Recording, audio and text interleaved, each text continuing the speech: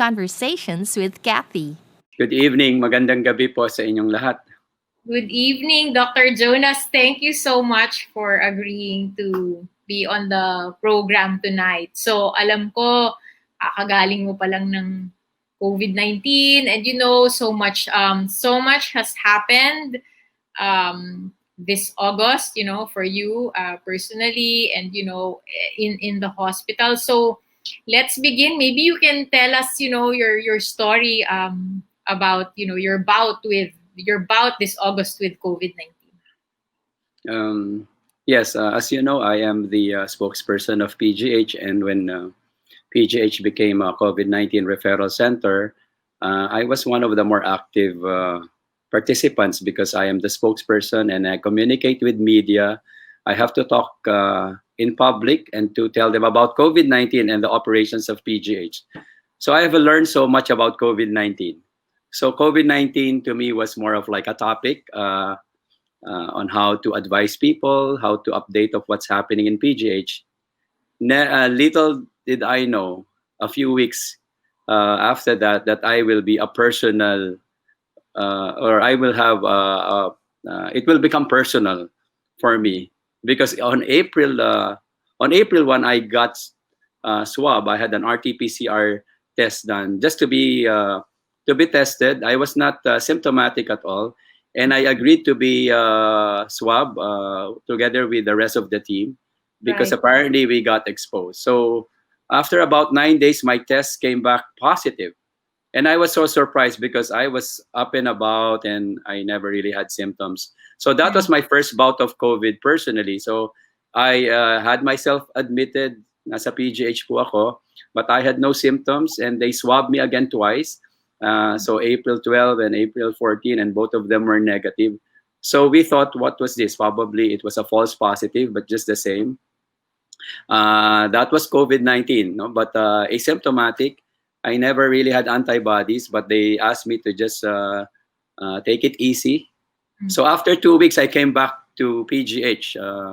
But in the meantime, when I was in the hospital, since I was asymptomatic, I was actually doing the same things. I was a spokesperson. So every now and then I will have to be interviewed by the media, and I was in the hospital. So we became very busy, April, May, June. We were at the thick of the COVID-19 operations. And then it really became personal when about the middle of July, actually July 11 to be exact, my father got admitted for COVID-19.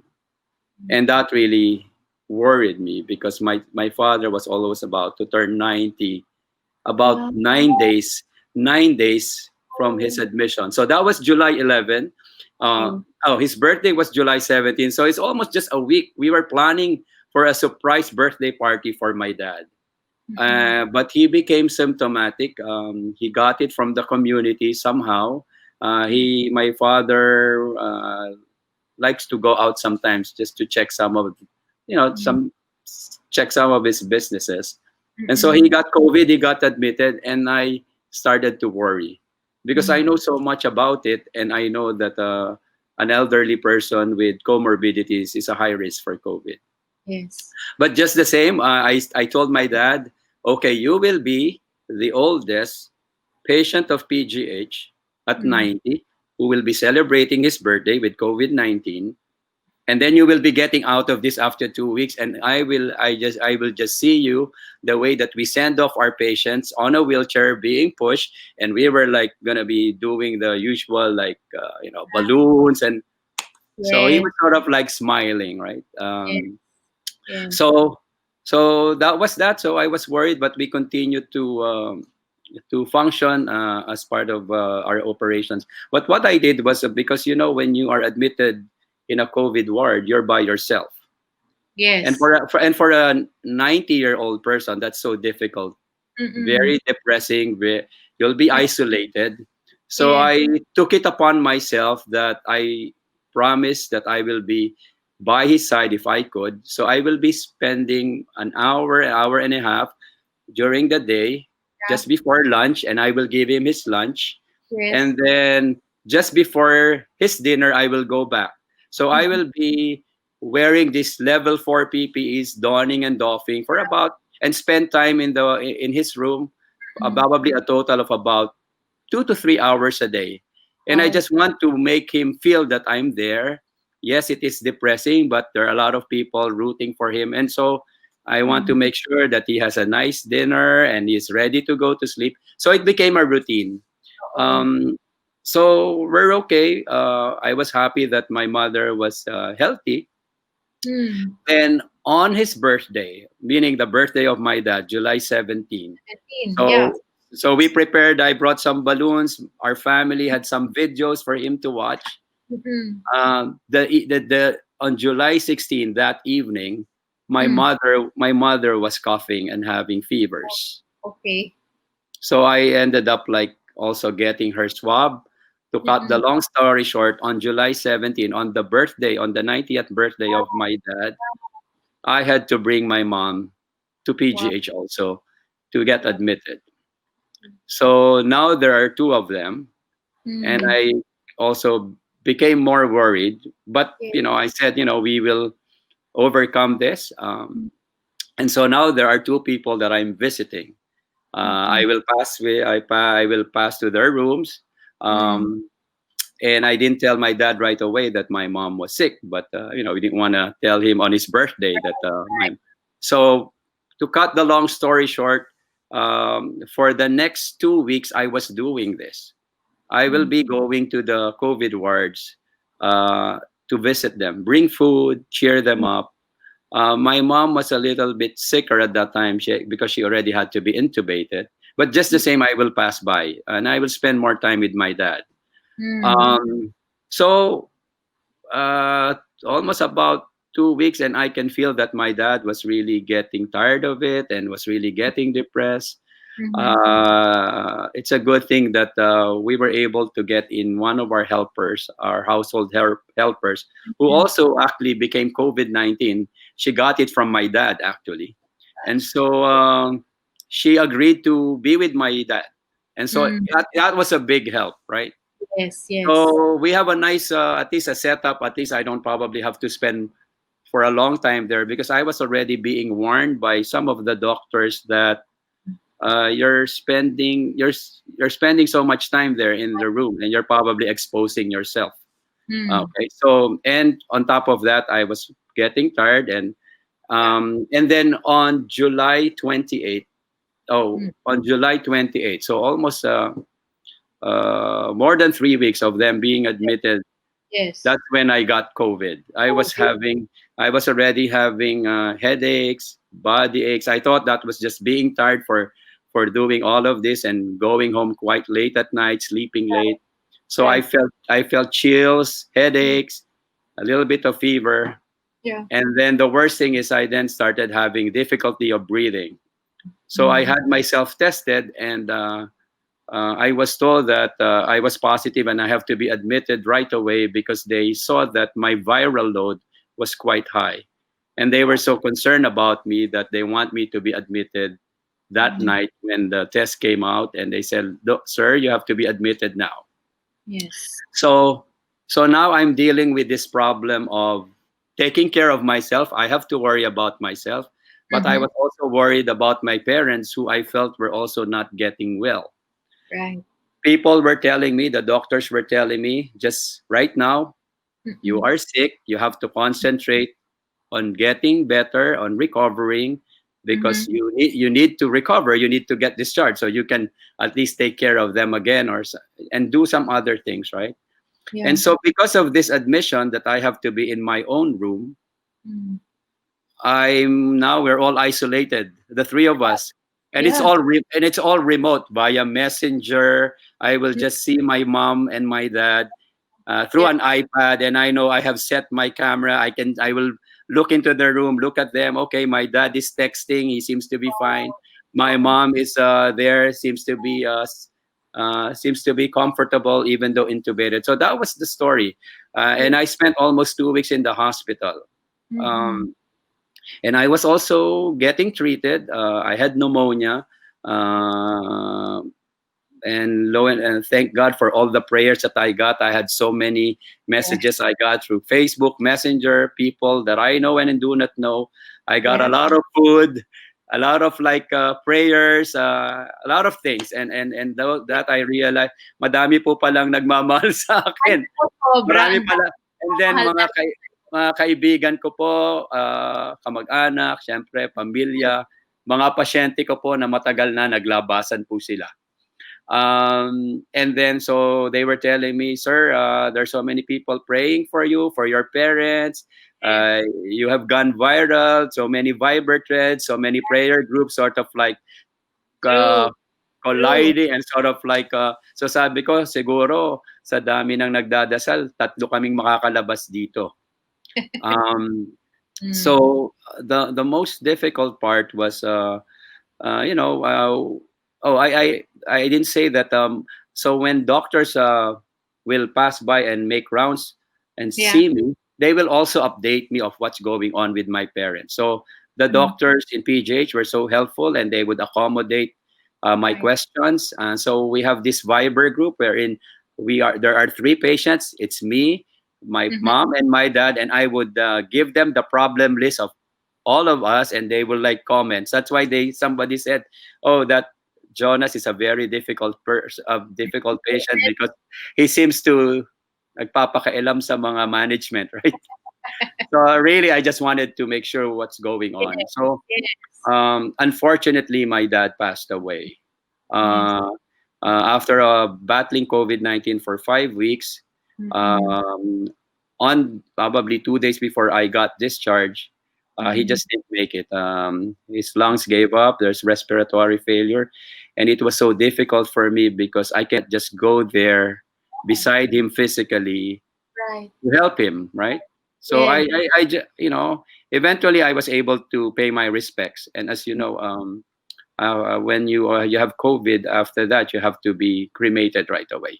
Yes. Yes. So my mom was not able to say goodbye to her. She doesn't even know that. My dad obviously was not Mm-mm. able to say goodbye, at least physically.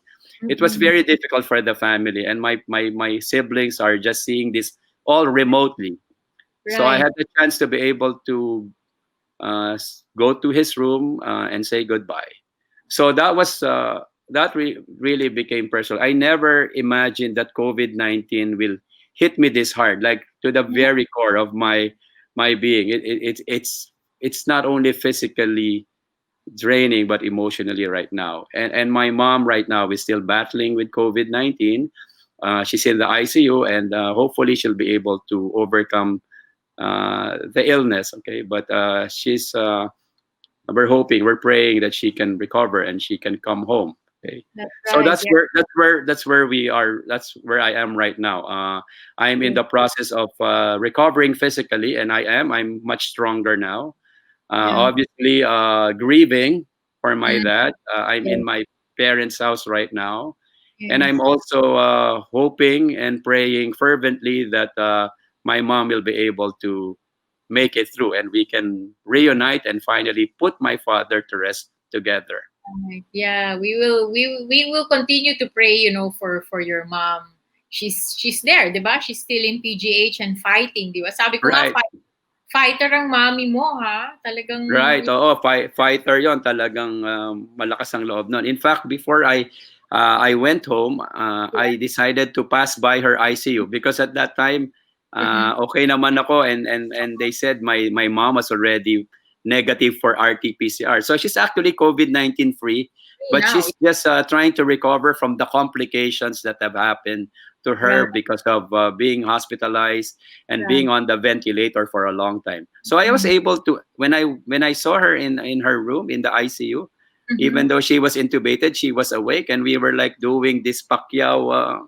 Oh, I sort of like fight, fight, fight. So we were doing the fist bump, and she oh, was doing an uppercut, and she would do this, telling me to pray always. oh, Like ang galing mo she naman. so we I was sort of like taking a photo of her, and she would like do this. So I know what she meant. And she Yes. was telling everyone that you just pray. And that's actually what she told my dad. The first time my dad went into the hospital, she said, magdasal ka, magdasal ka, magdasal ka. And that's exactly what I did when I got hospitalized. You know, when you are in a way facing your mortality. I mean, when you're there, COVID-19 will make you think, is this the end? And so you have a time to really Think. talk to God. Talk to Yeah. God. Examine your faith. Sort of like ask, what exactly is He telling me? Mm. What does He want me to do? So this is like an opportunity for you to just sort of like zone in into your relationship with Him. And I think that, you know, science will give you all the treatment in the world. We do what is humanly possible True. through science. It's science based, okay? But at the end of the day, it is your faith. It is His amazing grace that will Heal you. make you survive this. Yeah. Um, It's so no ganun joke. po. It's no joke what you went through, you know. You got sick, you know, both your parents got sick, and then you got sick, and then you know, your dad passed away, and now your mom is still fighting, diba? How has this whole experience of, you know, being a patient and going through all this, how has this changed you, or how do you think this is going to change you, you know, as a person, as a doctor?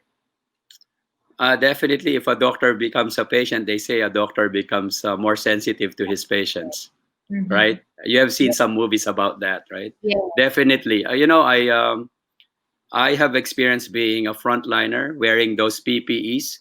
So Mm-mm. I know exactly what the nurses, the nursing assistants, the technicians go through for 8 hours wearing those Right. hot PPEs, not being able to breathe normally. And I only don them for about 2 to 3 hours. They don it for 8 hours. So when they say it's hard, it's really hard. And they continue to take care of patients. So the first thing that I learned is we really have to empathize. We really have to support our frontliners. Okay, they risk their lives going to a room of someone they don't even know with the risk of probably getting COVID. Okay. The second thing is it also made me realize that you really have to be a good doctor, you know, because being a patient, you know, you have to be sensitive, right? Sometimes we just see them like, okay, one of these patients, but you really have to be more sensitive, more compassionate. So hopefully, with my experience, I will be a more effective spokesperson of PGH. Mm-hmm. Because if I speak, it's not just theory or ideas or Right. researches that I have read, but I have personally experienced them. So somebody told me you'll probably be more credible. Oh, because lived experience na talaga eh, di ba? Super. So, Yeah. now that you mentioned PGH, how are things now at PGH? We're at the fifth month of being a COVID-19 center. Tuloy po, we admit the confirmed COVID patients. Most of our patients are moderate to severe. We have private patients, but we also have a lot of charity patients. Our ICUs are always full. The admissions now, the highest that we've gone, we're almost like 240 COVID patients in a day. Now, I have been observing, it has Mhm. been at the range of 180 to 190. We have at least gone down now, we're under 200. And we're hoping as months or weeks go along, we're gonna see it less than 150, hopefully. Okay. But tuloy-tuloy po, ang PGH po ay nandyan, handa pong tumulong sa atin. Nakakapagod po talaga, and I do not when there was a call for a timeout, I knew because we had a lot of healthcare workers getting sick, Yeah. also really getting tired. Our ICUs were full. Our wards were overflowing. Our emergency rooms are teeming with patients. So it was hard. It was quite overwhelming. So ngayon po medyo mas nakakahinga-hinga na ulit. Mabuti naman. So, ano pala, nakatulong pala talaga yung, yung time out, no? At least the numbers like sort of went down a bit. So, how are your days now? What are your days like now, Jonas? You're not back. Well, no, they told me, sir, please, after we discharge you, we want you to at least have 2 weeks of rest pa. So I Okay. had that already because I was discharged I was discharged August 9. So it's Mm-hmm. more than 14 days. Apparently, totoo pala yung sinasabi nila na when you had COVID pneumonia, it takes about probably 2 weeks, but more or less 4 to 8 weeks before you really get your stamina back, your yung the way your Right. endurance and all that. So sabi nila, they say in the researches that there are a lot of patients on their follow-ups, they will still complain of shortness of breath. There's some occasional cough. That's part of it because your lungs are not totally healed. You're cleared of the infection. You're not contagious anymore. Mhm. But the lungs, in some ways, have some scarring or some healing that have to happen before you get this. You get it back. So it depends on how severe you were. So the more severe COVID you had, then the recovery will be longer. Okay, and of course, I'm getting a lot of help from some of my friends who are into health. I was telling them maybe this is the time to have a JDR version 2.0. Oh, I you know I discovered that I'm diabetic, and so I have to watch what I eat, and I promise myself that when I go back to work in PGH, I will be healthier and stronger. right. Because, I'm sure your little patients also miss you, di ba? Kasi, Yeah, they were asking me already when I'm coming back. So I said, siguro po, mga 2 weeks pa to 1 month para po pag natignan ko na po kayo, talagang tuloy-tuloy na po. oo nga. Kasi, nako, maraming nangangailangan sa iyo, Jonas. So, I asked this question from, we had Dr. Beaver I think a couple of weeks back. No, he spoke about the COVID-19 vaccine. I asked him, and I ask you the same question. If, let's say, for example, you were part of the IATF, Yes. what would be your number one or most pressing, most important thing to say to them, or for them to accomplish and do? What would you suggest? What's the most Well, important? are we talking about now at this time or Yes, yes. initial? I think at this time, it's very important to make sure that our mga kababayan po na may COVID-19 in the communities should be in isolation facilities. We have to be very good at contact tracing. While we allow people to work, and because the economy also has to move, but we have to be very good in contact tracing and then put them in their proper places. Meaning, we really have to provide isolation facilities because that's the only way to limit transmission. Obviously, we have the mask and the washing of the hands, and now we have face shields. Those are givens. But on the government side, IATF, we have to make sure the quarantine facilities or isolation facilities are enough, and we have enough people to monitor them. Right now, I think LGUs are doing this, trying to get volunteers, even nurses. Right. Mm. The second thing is we really have to uh, make it easier for people not to, you have to provide the way for people not to at least congregate. For example, transportation has to be provided. You have to make it easier for people to go to their work. So hindi po pwedeng, sige, magsumakay na kayo dyan, mag-abang kayo ng sasakyan, labo-labo, right? So it's really coordination. And then, of course, I think, hindi naman po dahil ako'y doktor, but the healthcare workers really have to be compensated. Definitely. They have to be compensated with the amount of work that they do and the way that they risk their lives. They really have to be compensated. It's no surprise when the government asks for volunteers and sort of like put a halt on those who plan to go abroad. Remember, there's our doctors who are already planning to migrate, or you know, and they Mhm. and the president said, no, we will not be allowing you first to leave. Why Oo. don't you first work in the Yeah. Philippines and serve your country, right? Mm. I think there's not even 100 of people who agreed to it. Yeah. So there's something missing, which Mm. means the compensation. The Mm. compensation has to be there. It's a little bit distressing when you hear corruption going on, when the Mhm. money is being misspent somewhere, when it should be given to the human Right. resources. The best resources we have are people. We have to invest Yes. on people, really, not the Mm. machines. It's the people. The hospital, you can have the best machines, you can have the Mm. best equipment. If you do not have the right people who are committed to work in that hospital, it's not That, gonna matter. that's And these true. people have to feel that the government really, ano bang tawag doon, may malasakit sa kanila para Yeah. magmamalasakit din sila sa mga pasyente. Parang Yes. ganyan. Yes. Yeah. Okay, I have a question. Let me just backtrack. I don't remember if I asked you this already before, but you trained in the US, right? For pediatric cardiology. You took your residency there. Yes. Um, you could have stayed, right? You could have stayed there. Why did you come back? Why did you Um, decide to come back? I tried to leave. In fact, when I came back, and then after about 2 years, I actually tried to apply to the US and I got a job.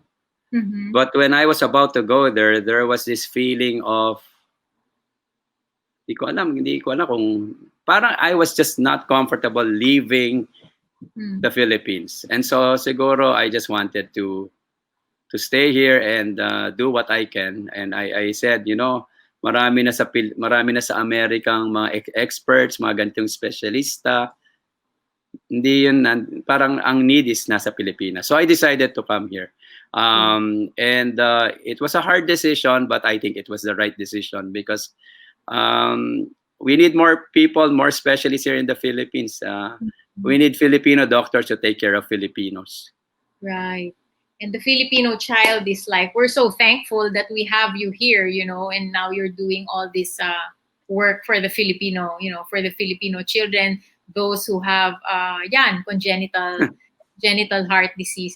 Nako, Jonas, paano ba to? De lalo ka pang babait after. Alam niyo po, sobra nang mabait si Jonas because like we have a project together, Project 20 at 20, and he has already done how many na? 60 plus, right? 60 Yeah. plus, yeah, 60 plus children, all out of love po yun. When Jonas repairs the hearts of these little children. So, talagang marami ka pang gagawin talaga, Jonas. So I have a question for you, which I ask all our guests, no? If you knew, okay, if you knew back then, let's say pre-pandemic, if you knew back in 2019 what you know now, okay, what would you have done differently? I probably would have traveled more with my family. That's one. I probably would have taken care of my body better to improve my immune system. I would have probably hugged my mom and dad more often. Mm. Um, I think because COVID-19 it separates people. It Yes. prevents people from getting closer. Ang mga Pinoy mahilig sa ganyan, 'di ba? We congregate, we socialize, gusto natin magkakadikit. That's why Yeah. it's so hard, no? It's so hard when people are being asked to stay at home, physical distancing. It's just so hard, no? And so if I had known that COVID-19 will be affecting us I wish I had more time going out, spending more time with my family. I think that's a lesson for everybody that once we're over, para siguro parang it's our way of being taught na you really have to value relationships more than anything else. And time is something that you cannot gain if you lose it. So, yun po, ganon. And then I think, I wish if I had known that there will be a COVID-19, and I had a crystal ball, I would have already warned the government, our Mm. health department, look, we need to put many testing centers already. We have to start alerting the local government, the health centers, try to meet the experts already, and let's look into it right away. We were sort of like playing catch up, unfortunately, Right. because we didn't really, probably we were not that meticulous or ready, just like what other countries did. But I wish we had that time back and we could have prepared better. Okay. Okay, thank you. I'm gonna give you the last word. Do you have a message for our kababayans? Because we've been next month, September, 6 months na tayo. 6 months na tayo. So and so much has happened. Any words of encouragement? Well, sabi nila, this too shall pass, right? So, kailangan pong walang bibitaw sa Pilipino. Mga Pilipino po ay matitibay na tao. We are resilient people. So, but we need to help each other. Sabi nga nila, we can only beat COVID if we work together. So, tutulong-tulong po tayo sa gobyerno. Kung ano po sinabi na, tumulong po tayo. Ang gobyerno po naman, dapat din tayong tulungan. So, let's do our part. COVID-19 po in general is something that most of us will recover, right? About 85% or even 90% of the people will recover from COVID-19, especially the young ones. But the vulnerable ones, just like my parents, look, if I had known, I probably would have locked them up in the rooms and not allow them to get infected somehow, somewhere. But let's protect our elderly. So po, yung mga mga kamag-anak po, magulang nyo, matatanda, warn them. The virus is so easily transmissible. So let's protect them. And then we can allow the more productive ones, the young ones, to work with the proper, the things, the protection that we were told about. And lastly, pre-COVID or post-COVID, let's value relationships. Hug if you can. Your family member. Always tell them how much you love them, how much you care for them. So at the end of the day, you will not have any regrets that you have told your loved one that, you're always here. You will be here to fight COVID and any other pandemics. Thank you. Ayun lang Thank you. po. Thank you. And I just want to say, you're a wonderful doctor, but you are a even more wonderful son, Jonas. So the way you take care of your parents, the way you take care of everybody, your family, your patients. Kaya naman sobrang daming nagmamahal talaga sa'yo. My gosh, na-flood talaga I'm sure na-flood ang mailbox mo, with prayers. Yeah. And I just wanted to say to my, it's a painful process. It's something probably that will take a while for me to, you told me, you're the grief expert, and you told me it will take a while. I was asking you, ganito pala mawalan, right? And you said there's always this void, and it's learning how to live without, like my father right now. And I'm just happy that at least during the last few weeks of his life, I was able to spend some time with him in the hospital as a doctor. I was a doctor.